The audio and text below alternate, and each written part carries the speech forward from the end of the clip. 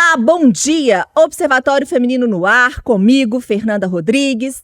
E hoje a gente recebe a nossa colega aqui do jornalismo, a repórter Thalissa Lima. Bom dia, Thalissa! Bom dia, Fernanda. Bom dia aos ouvintes. Mais uma vez aqui no Observatório Feminino com vocês e vamos juntas nessa. Vamos sim, Thalissa. Você já deve ter ouvido, vocês aí também estão nos escutando, nos assistindo no YouTube, umas frases tipo essas, assim. Muito se ouve, né, falar que internet é terra de ninguém. Né? Pode-se fazer o que quiser, não tem punição. Mas será que isso é verdade, gente? Você já ouviu falar de golpe pelo WhatsApp? Quem nunca, né? Todo mundo conhece alguém que já depositou um dinheiro pro primo, pra prima, pro filho e não era verdade, né? Então, parece que esses crimes, né, eles ficam no anonimato. Mas hoje a gente vai entender se é bem assim. Por quê? Minas Gerais registrou um aumento de quase 40% nos crimes de estelionato virtual entre 2021 e 2022. Esses dados eles foram divulgados pelo Fórum Nacional de Segurança Pública no último mês. Então, esses dados mostram que mais de 35 mil pessoas foram vítimas de golpes na internet ou via WhatsApp.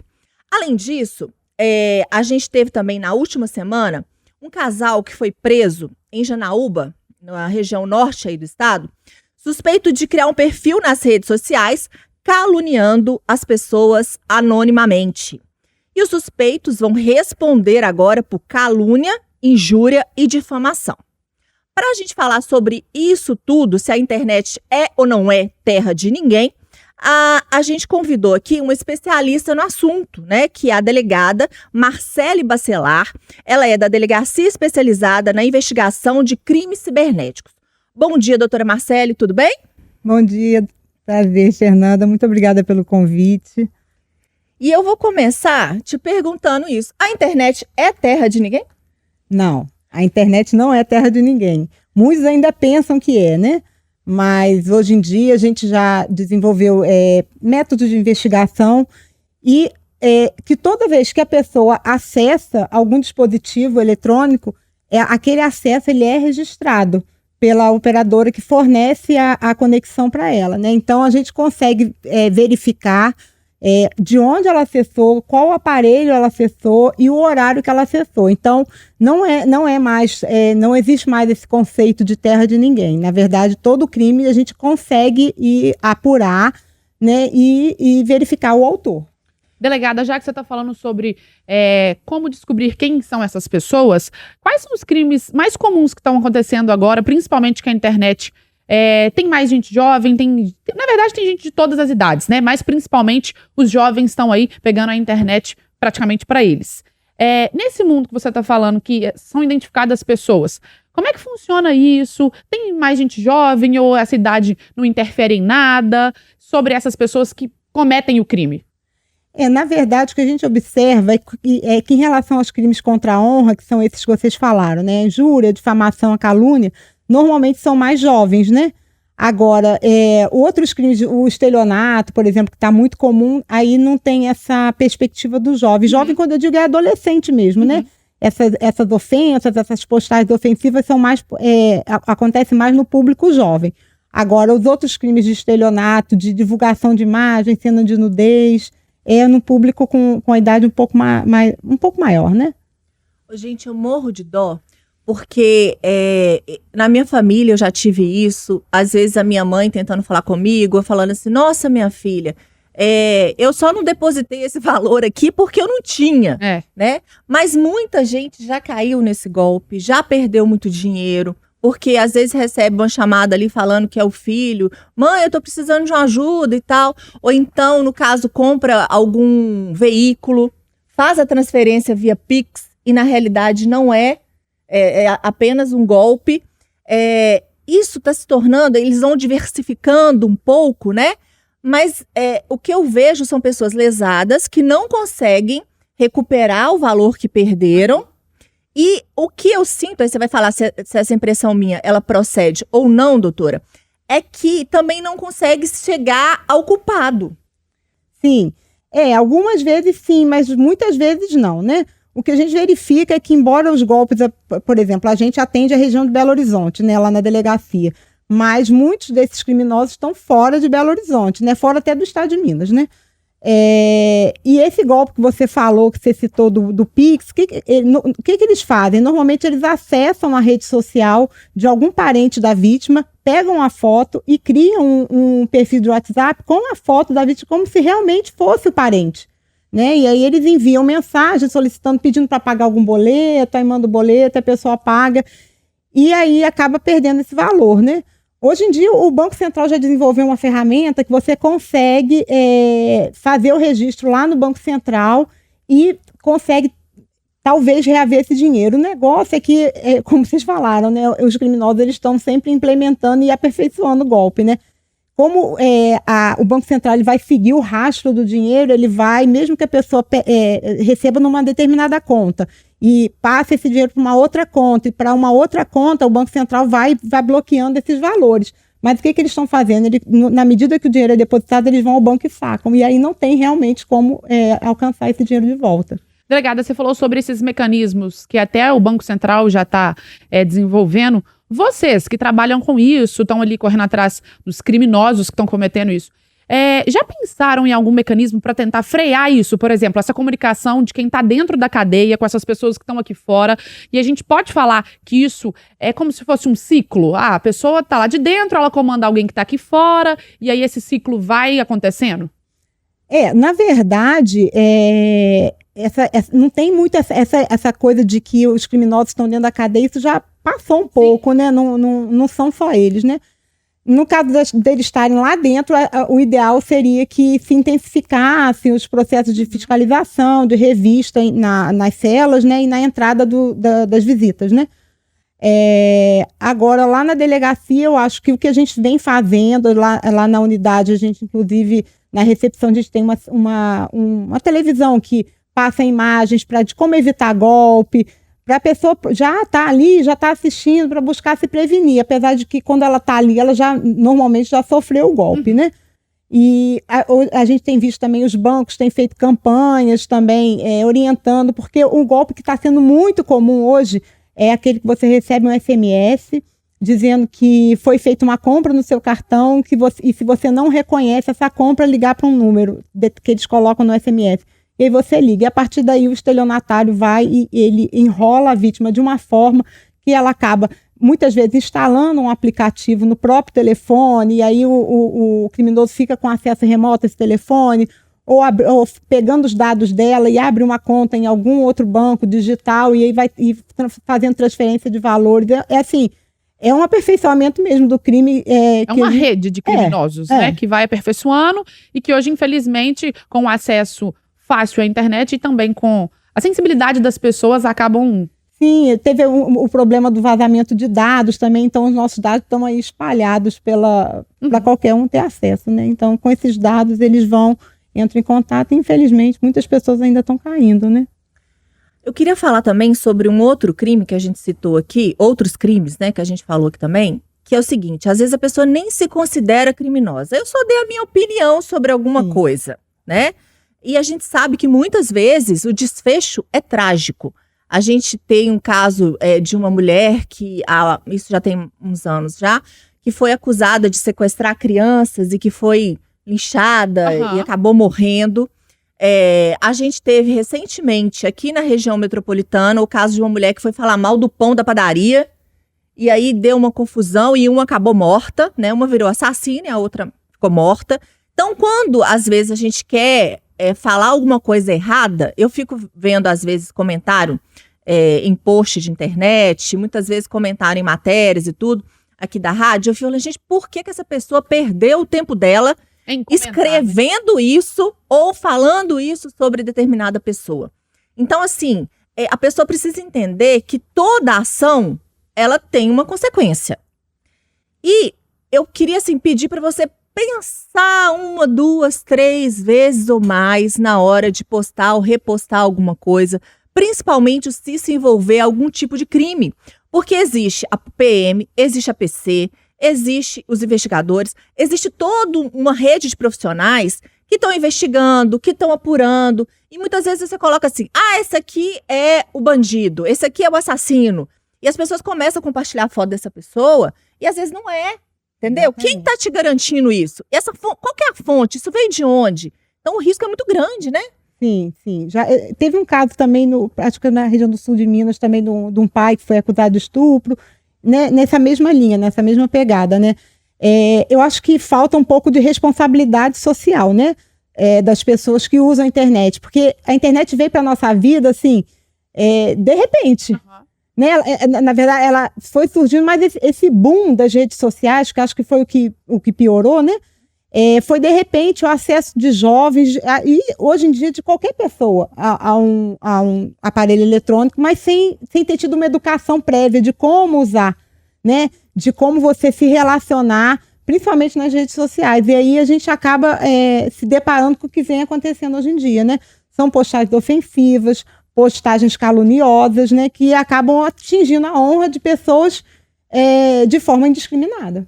São comentários também, às vezes, que podem gerar uma prisão ou alguma coisa pior para a pessoa, porque acho que muitas vezes as pessoas comentam e o fato de, eu não vou sofrer nenhuma acusação, então eu vou estar aqui comentando, eu vou estar aqui ofendendo. Como é que funciona isso quando são comentários ofensivos, quando são comentários acusando pessoas, sendo que as pessoas simplesmente nem sabem realmente quem é o culpado? Como é que funciona isso? É uma seleção? Vocês investigam esses casos ou não? Não, os crimes contra a honra, na verdade, são crimes que a gente chama de menor potencial ofensivo. Então, eles têm pena de até 2 anos, né?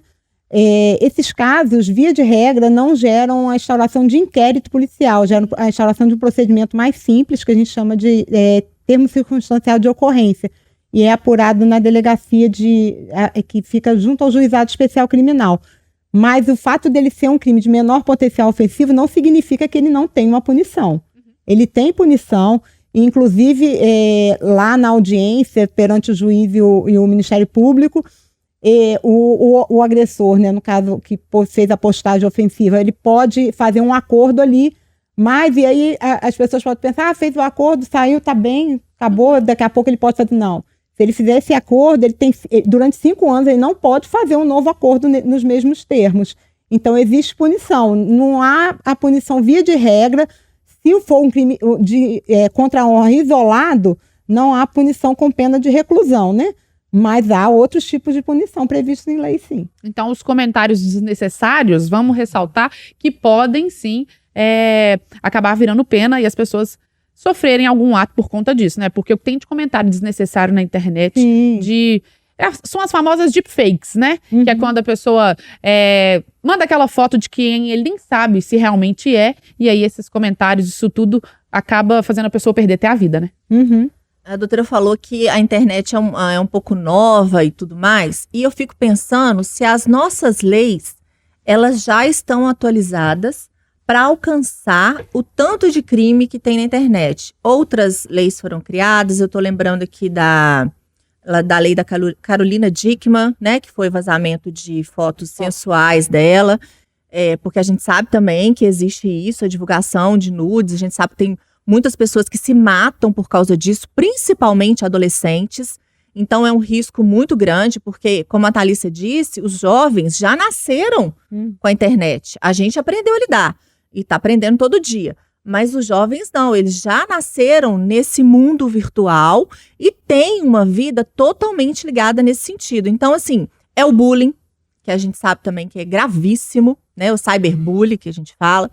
A questão do vazamento de fotos íntimas, que os namorados trocam nudes, e aí, pelo amor de Deus, gente, é um conselho de uma pessoa um pouco mais vivida, faz isso não. Assim... Você não tem garantia nenhuma, não pode confiar em ninguém, assim, não faz isso não. Não tem necessidade.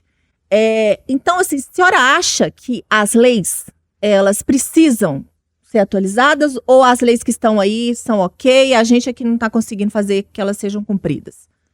Eu acho que as leis que a gente tem, elas são atualizadas e elas acompanham, tanto que esse exemplo aí da Lei Carolina Dickmann, ela vem acompanhando a evolução da internet, o incremento dela na sociedade, sim. Mas, infelizmente, eu particularmente acho que falta de verdade educação para poder usar e orientação também da família, né? Porque hoje em dia os pais ficam tão cheios de tarefas e não consegue acompanhar a vida dos filhos, ver o que eles estão, de que forma que eles estão usando e o que eles estão acessando, né? A gente teve um caso recente também lá na delegacia daquele aplicativo Discord.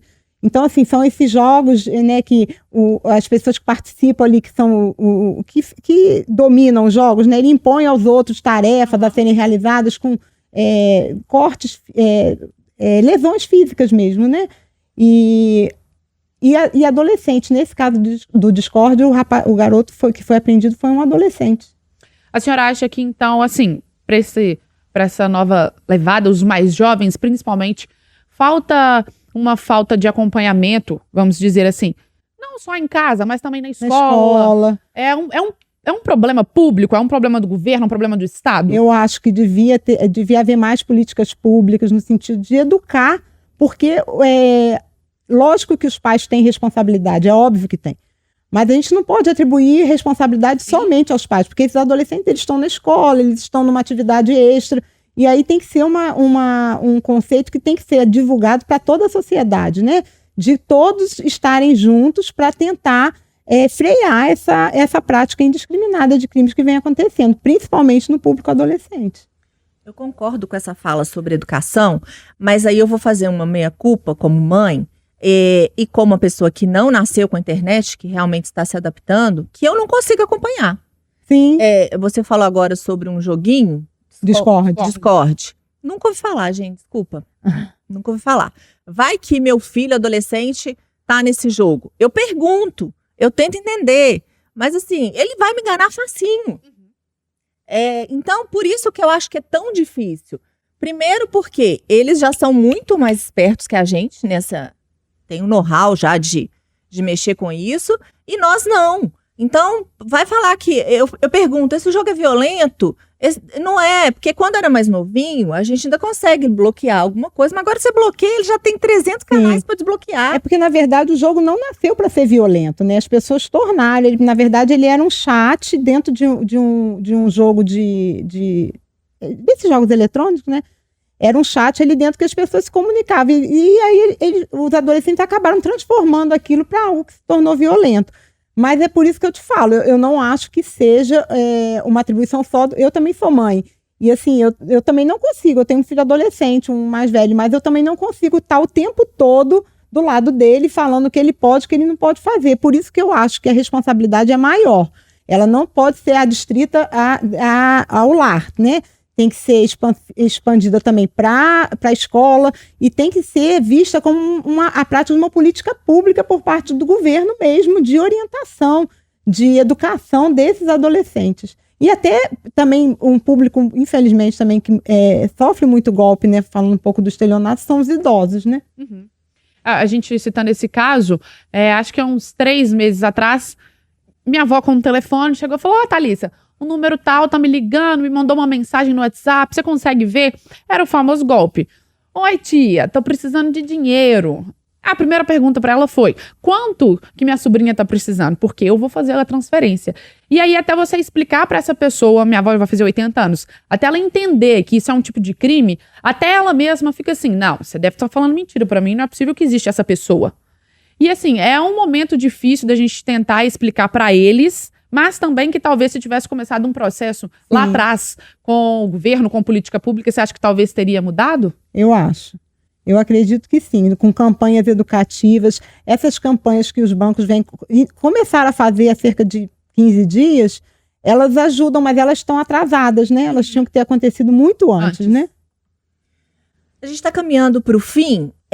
Doutora, a senhora tem alguma dica de segurança, alguma coisa que a gente possa fazer minimamente para se prevenir aí desses golpes? Olha, as dicas que a gente tem é de não clicar em link desconhecido, mandar um número, porque muitas vezes eles também mandam um número, vou fazer um sorteio, vou te mandar um número, você me dá um número. Na verdade, aquele número é o código de liberação da tua rede social para que ele possa ter acesso. Ele acessa e aí você perde o controle da sua rede social. Então, é não clicar em link, nada vem de graça, né? Não tem prêmio, assim. Então, assim, restaurantes, hotéis, eles estão criando perfis falsos de restaurantes e hotéis oferecendo prêmios, jantares, estadias. Não existe isso, né? É ficar atento. Essas mensagens de banco também, que são muito comuns, vai no seu banco. Se você tem alguma dúvida da compra, vai no seu banco, conversa com seu gerente, mas não clica, não liga para número nenhum, não fornece senha, não fornece nenhum dado pessoal. A gente teve um caso agora da moça entregou o cartão para um motoqueiro que passou lá dizendo que ia levar o cartão dela para fazer perícia. Então, assim, é o mínimo de cuidado, né? Receber um link, uma mensagem desconhecida, não clica. Não abre o link, né? Porque você não sabe, às vezes você está instalando um vírus no seu computador. E assim, ficar atento, porque quando a esmola é demais, vamos desconfiar, né? Não tem almoço grátis não, gente. Não tem não.